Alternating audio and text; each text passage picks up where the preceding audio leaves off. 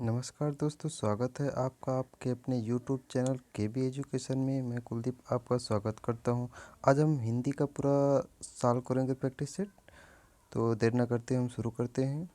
आज का पहला क्वेश्चन है, गांधी जी का अर्थशास्त्र धर्म और डॉट डॉट पर आधारित था। अर्थात कहने का क्वेश्चन में ये पूछ रहा है कि अर्थशास्त्र जो गांधी जी का था वो धर्म और किस पे आधारित था। तो अब पहला ऑप्शन है धर्म और अहिंसा पर आधारित था, धर्म और न्याय पर आधारित था, धर्म और यश पर आधारित था, धर्म और प्रशासन पर आधारित था। तो जो गांधी जी का अर्थशास्त्र था वो अहिंसा यानी कि धर्म और अहिंसा पर आधारित था। दूसरा क्वेश्चन है, विद्याधन शब्द किस समास का उदाहरण है। विद्याधन बहुब्रीहि समास, कर्मधारय समास, तत्पुरुष समास, अव्ययभाव समास। तो इसमें से क्या होगा, विद्याधन जो शब्द है उसमें होगा कर्मधारय समास। अब तक विद्या है धन जिसका है जो के समान कर्मधारय समास, ये आपको मैंने पहचान पहले ही बता दी। तो इसमें क्या होगा, कर्मधारय समास। अगला क्वेश्चन है, बामुलाहजा शब्द में कौन सा उपसर्ग है। बामुलाहजा, इसमें आपको उपसर्ग जोड़ना। उपसर्ग का तात्पर्य हो जो शब्द के पहले लगकर शब्द का अर्थ परिवर्तित कर देते हैं। तो बाहुमुलाजा में कौन सा तत्व उपसर्ग लगा हुआ है, तो मुलाहजा शब्द होता है, इसमें बा लगा हुआ है। तो इसका सही ऑप्शन होगा बी। अगला क्वेश्चन है, षडानन शब्द किस समास का उदाहरण है। षडानन, पहला ऑप्शन है आपका अव्ययी भाव समास, बहुब्रीहि समास, तत्पुरुष समास और कर्मधारय समास। तो षडानन पूछ रहा है। षडानन अर्थात छः हैं मुख्य जिसके, यानी कि अन्य अर्थ प्रकट कर रहा है। और अन्य अर्थ जहाँ पे प्रकट करता है वहाँ पे क्या होता है ऑप्शन, हमेशा वहाँ पे ऑप्शन होता है बहुब्रीहि समास। अगला क्वेश्चन है, निम्नलिखित 6 वाक्यांशों में से प्रथम व अंतिम निश्चित है, शेष को उचित क्रम, यानी कि शब्द वाक्य को तोड़ करके खंड उसके अलग अलग दे देंगे, आपको उसको सार्थक क्रम में लगाना है। तो देखते हैं, यानी कि इसमें पहला शब्द जो स्वदेश प्रेम के और अंतिम शब्द है बड़े से बड़ा त्याग किया, ये चीज़ आपको सेम रहेगी। और बीच में पहला और सिक्स ऑप्शन जो है ये दोनों ऐसे ये यानी कि पहला रहेगा और ये आखिरी रहेगा। और ये जो बीच के 4 ऑप्शन है इनको आपको सही क्रम में लगाना है। तो देखते हैं सबसे पहले कैसे लगा। जैसे स्वदेश प्रेम के लिए, स्वदेश प्रेम के लिए क्या हो सकता है। सबसे पहले आप क्वेश्चन जब भी सॉल्व करें तो ऑप्शन देख के पहले देखिए यहाँ पे क्या क्या हो सकता है। जैसे वाह से 2 ऑप्शन शुरू है, तो क्या वाह से 2 ऑप्शन होने की संभावना है। बिल्कुल, जहाँ पे सबसे पहले देखिए अधिक ऑप्शन जो मिले वहाँ से हमेशा सॉल्व करें, ऐसा हो सकता है। जैसे पहले हम देखते हैं वाह या से पहले क्या बन रहा है, वशीभूत, यानी देश स्वदेश प्रेम के वशीभूत होकर, या फिर या का तात्पर्य होता है नागरिकों ने देश के ला आह्वान पर सदा बड़े से बड़ा त्याग किया। बिल्कुल बन रहा है, यानी कि स्वदेश प्रेम के वा से शुरू हमने किया था, तो स्वदेश प्रेम के वशीभूत होकर या नागरिकों ने देश के लिए सदा आह्वान पर बड़े से बड़ा त्याग किया, यानी कि ऑप्शन ए राइट।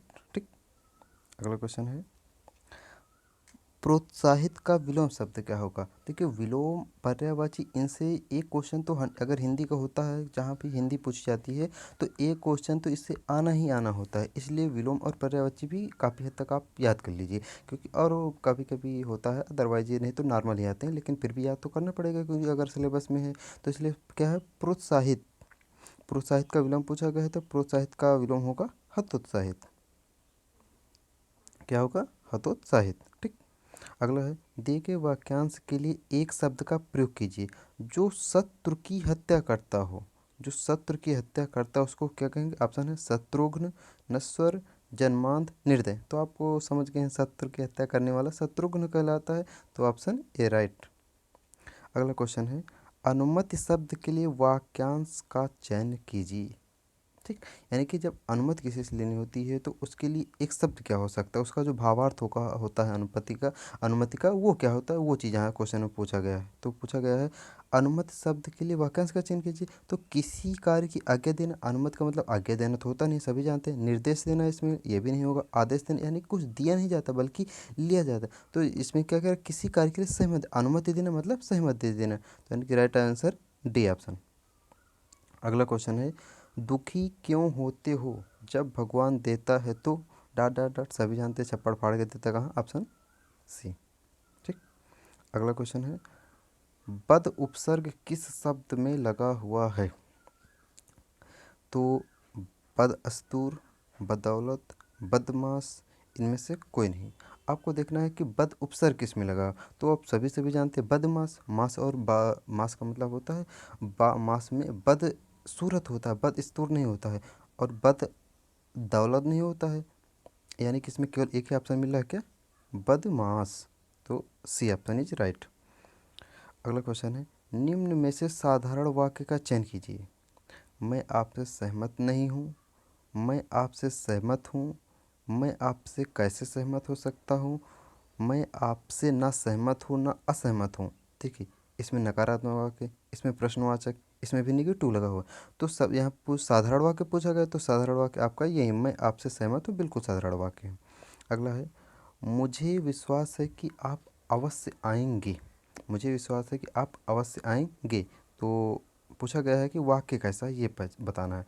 अगर है तो सरल वाक्य, मिश्र वाक्य, संयुक्त वाक्य। आप यानी कि जो सरल वाक्य होता है इसमें एक साधारण वाक्य होता है, एक जो मिश्र वाक्य होता है एक साधारण उपवाक्य होता है और आश्रित उपवाक्य होता है, और जो संयुक्त वाक्य होता है उसमें दो सरल उपवाक्य होते हैं। तो क्या कह रहा है, मुझे विश्वास है कि, आप इसकी मैं आपको पहचान बता रहा हूँ, मैंने पहले भी बता दिया लेकिन फिर यहाँ पे एक बार बता रहा हूँ कि जहाँ पे जब प्रश्न, जहाँ पे जैसा किया जाए कि क्यों, परंतु, लेकिन, ये सब जब शब्द ना, जैसे मुझे विश्वास है कि, आपको क्या विश्वास है, यानी जहाँ पे प्रश्न खड़ा हो जाए वहाँ पे हमेशा मिश्र वाक्य होता है। यानी मुझे विश्वास है कि क्या हो सकता है पता नहीं, कि आप अवश्य आएंगे, यानी जहाँ पे प्रश्न खड़ा हो जाता है वहाँ पे हमेशा क्या होता है, मिश्र वाक्य। तो राइट आंसर है जी मिश्र वाक्य।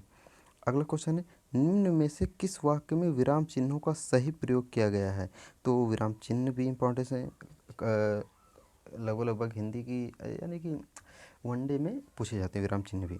तो ये विराम चिन्ह बहुत बड़ा नहीं है, बस मुश्किल से 15 मिनट आप एक बार अगर देख लेंगे बुक्स में तो आपको तुरंत मिल जाएगा, और कहीं पर पढ़ने की ज़रूरत नहीं, मैं हिंदी का पूरा सिलेबस आपको कवर ही कराऊंगा। तो हमें पूछा गया विराम चिन्हों का सही प्रयोग किया गया है, यानी किस वाक्य में विराम चिन्ह का सबसे सही प्रयोग किया गया है। तो क्या करें, आप शायद पटना के रहने वाले हैं, आप शायद पटना के रहने वाले हैं। देखो, ये तो विस्मयादिबोधक है, विस्मय तो कहीं है नहीं, और यहाँ पे आप शायद पटना के रहने वाले हैं, तो प्रश्न तो खड़ा नहीं हो रहा, संदेह हो रहा है। तो इसका मतलब हो केवल एक ही ऑप्शन राइट, पहला है, आप शायद पटना के रहने वाले हैं। अगला है, निम्न पहेली के सही उत्तर का चयन कीजिए। लाल बैल खड़े हैं, लाल बैल खड़े हैं, करिया बैला भागत। ठीक।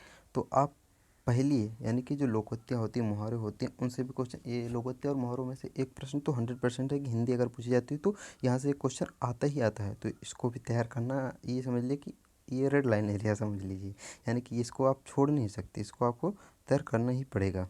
ठीक। तो क्या कह रहा है कि लाल बैल खड़े हैं, करिया बैला भागत। तो इसका राइट आंसर क्या होगा? इसका अर्थ होता है आग और धुआं। ठीक। अगला है, दोहा, चौपाई, सवैया, सोरठा आदि की प्रथमावली के अंत में निम्न में से कौन सा विराम चिन्ह प्रयोग होता है? तो इसको तो लगभग लगभग सभी लोग जानते हैं कि जब आदि, आदि का मतलब होता है पूरे वाक्य, जैसे लिखते हैं कबीरा यो घर प्रेम का, खाला का घर नहीं, तो जैसे कबीरा यो घर प्रेम का जैसे, तो वहाँ पे अल्प विराम लगता है, यानी कि अल्प विराम का मतलब होता है ये। ठीक। तो ये अल्प विराम वहाँ पे लगता है, ये लगता है, सॉरी, कहाँ ये यहाँ पे थे। तो यहाँ पे क्या लगता है, अल्प विराम। अगला क्वेश्चन है, अनुप्रास और पुनरुक्ति प्रकाश अलंकार का उदाहरण है, यानी कि अनुप्रास का भी होना चाहिए और पुनरुक्ति प्रकाश का भी होना चाहिए। तो मुख चंद्रमा है, आप सभी जानते हैं ये नहीं होगा। चरण कमल बंधु हरे रही, आप भी जानते हैं किसका उदाहरण है। पीपर पात सरिस मन डोला, ये भी आप जानते हैं। चूँकि अनुप्रास और पुनरुक्ति प्रकाश दोनों का पूछा है, तो पात भरी पात भरी सहरी सकल सुत बारे बारे, यानी कि सही आंसर यही होगा, डी ऑप्शन। अगला है, दाता का विलोम शब्द क्या होगा? दाता का विलोम शब्द क्या होगा, सभी लोग जानते हैं। दाता का याचक, दाता मतलब देने वाला, याचक मतलब मांगने वाला। तो राइट आंसर इज याचक। ठीक। अगला है, कल्पना का विशेषण शब्द क्या होगा? कल्पना का मतलब काल्पनिक, विशेषण तो विशेषण वे शब्द होते हैं जो संज्ञा सर्वनाम की विशेषता बताते हैं, विशेषण कहलाते हैं। कल्पना का काल्पनिक हो जाएगा। अगला क्वेश्चन है, वह व्यक्ति जो दिन में केवल एक बार भोजन करता है, वह व्यक्ति जो दिन में केवल एक बार भोजन करता है तो उसे क्या कहते हैं? अल्पाहारी, सन्यासी, भिक्षु। देखो भिक्षु तो होगा नहीं, सन्यासी भी नहीं होगा। अल्पाहारी का मतलब कम भोजन लेने वाला, और एकाहारी मतलब एक बार आहार करने वाला। तो सही ऑप्शन इज 1 नंबर। ठीक। अगला अर्थ है, कुमार का एक अर्थ होता है। कुमार का इसमें अर्थ आपसे पूछा गया है, तो कुमार का अर्थ प्रभाव नहीं होता, हीरा नहीं होता, तोता नहीं होता। कुमार का एक अर्थ आपका गौतम भी होता है। बहुत ध्यान से ऐसे शब्द आते हैं, ये मोस्ट इम्पॉर्टेंस होते हैं। मतलब कि यहाँ से क्वेश्चंस ये ऐसे हैं कि जहाँ पे कोई ना कर पाए और ये कर जाए, यही मेरिट वाले होते हैं लास्ट में। आप बाकी के जो कर रहे हैं वो तो आप अपना एक स्कोर बना रहे हैं, लेकिन ये सिलेक्टेड वाले क्वेश्चन होते हैं, सिलेक्शन पॉइंट होते हैं इससे। ठीक। अब चलिए अगला क्वेश्चन देखते हैं। अर्थ के आधार पर निम्नलिखित वाक्य का भेद बताइए। ईश्वर करे आपकी यात्रा शुभ हो। ये क्वेश्चन तो शायद ही कोई होगा जिसको नहीं मालूम, मुझे होता तो सब लोग जानते। हाँ, लेकिन ध्यान देने होगा कि जैसे ईश्वर करे, ये विस्मयादिबोधक चिन्ह लगा हुआ है, तो इसकी वजह से विस्मयादिबोधक वाक्य आप नहीं बताएंगे। क्या कह रहा है? ईश्वर करे आपकी यात्रा शुभ हो, तो इसका मतलब ये हो, हम अपने मन की इच्छा व्यक्त कर रहे हैं, यानी कि आपकी यात्रा शुभ हो, हमारी क्या है? इच्छा है ऐसी, तो इसका मतलब इच्छावाचक वाक्य होगा। अगला क्वेश्चन है संधि विच्छेद। संधि विच्छेद तो बहुत बड़ा टॉपिक नहीं है, बस मेरा वीडियो पड़ा हुआ है यूट्यूब पे, आप देख लेना, एक दिन में संधि आपको क्लियर हो जाएगी। निस्तेज का संधि विच्छेद क्या होगा?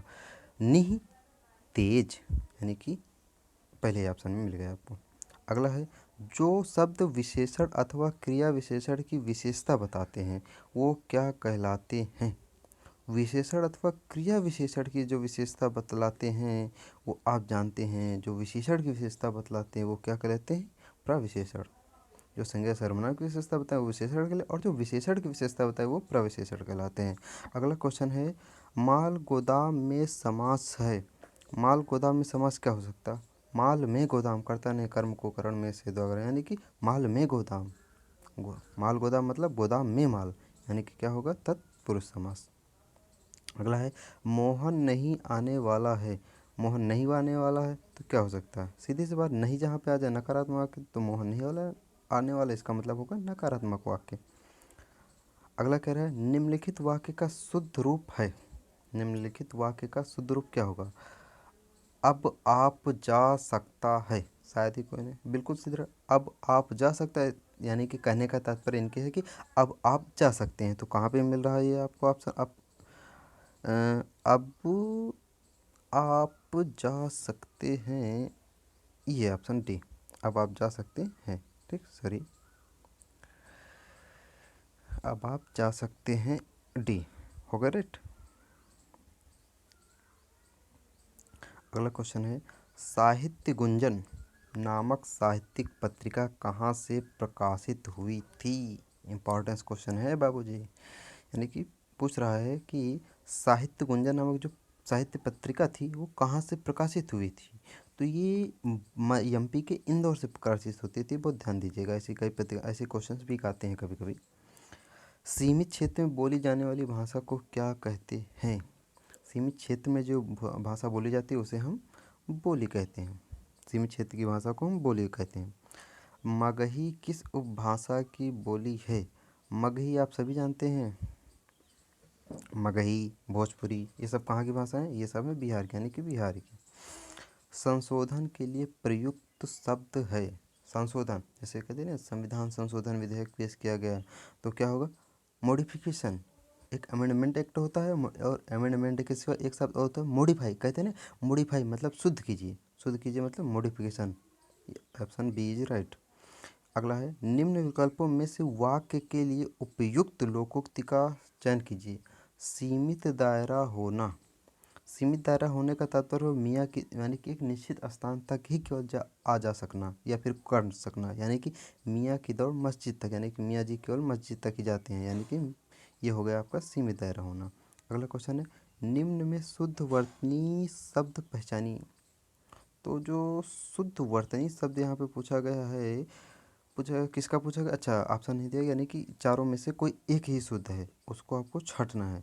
तो छिपकली तो नहीं, छिपकली होता है, उजाला होता है, युधिष्ठिर होता है, ये भी नहीं होगा। यानी कि ऑप्शन क्या बचा आपके पास? केवल और केवल सी, यानी कि सही शब्द इसमें हो रचयिता।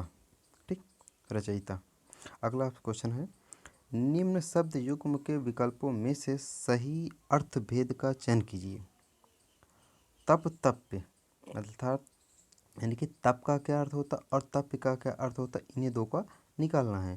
ठीक, तो तप का अर्थ होता है तपस्या और तप्य का अर्थ होता है शिव। ये ऑप्शन कहाँ? ऑप्शन सी, ये देखिए आपको मिल गया। अब यानी कि तप का अर्थ होता है तपस्या और तप्य का अर्थ होता है शिव।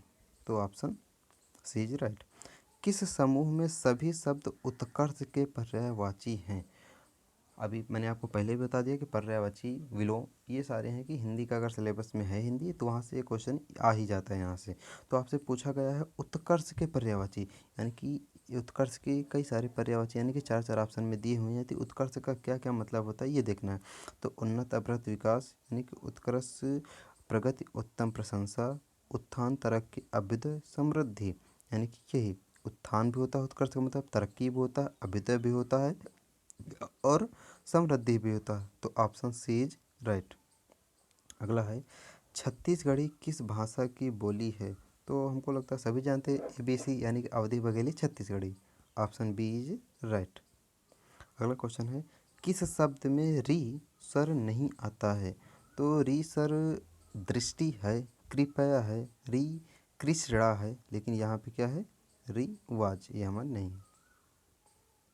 ठीक, अगला क्वेश्चन है, कारतूस किस सब भाषा का शब्द है? यानी कि हाँ, और ये पढ़, ये क्वेश्चन हालांकि पेचीदा होते हैं, लेकिन इनको आप, इसके लिए कोई ना तो ट्रिक है ना तो कोई सूत्र है, इनको केवल एक ही तरीका है कि आप इनको रट्टा मार लीजिए बस। क्योंकि रट्टा किसी और कोई ऑप्शन नहीं, और ऐसे क्वेश्चन आ भी रहे हैं। ये पिछली परीक्षा में आपने देखा हो, वीडियो में, लेखपाल में, चकबंदी लेखपाल में, ऐसी कई सारी परीक्षाओं में, अधीनस्थ की परीक्षाओं में तो ऐसे क्वेश्चन आते हैं। इसलिए आपको इसको भी, ऐसे क्वेश्चंस को भी रटना ही पड़ेगा। यानी कारतूस किस भाषा का शब्द है? तो कारतूस आप देखने होंगे फ्रेंच भाषा का शब्द है। ठीक, तो आज इतना ही करते हैं, फिर किसी दिन अगले दिन नए टॉपिक के साथ आपको हम मिलेंगे।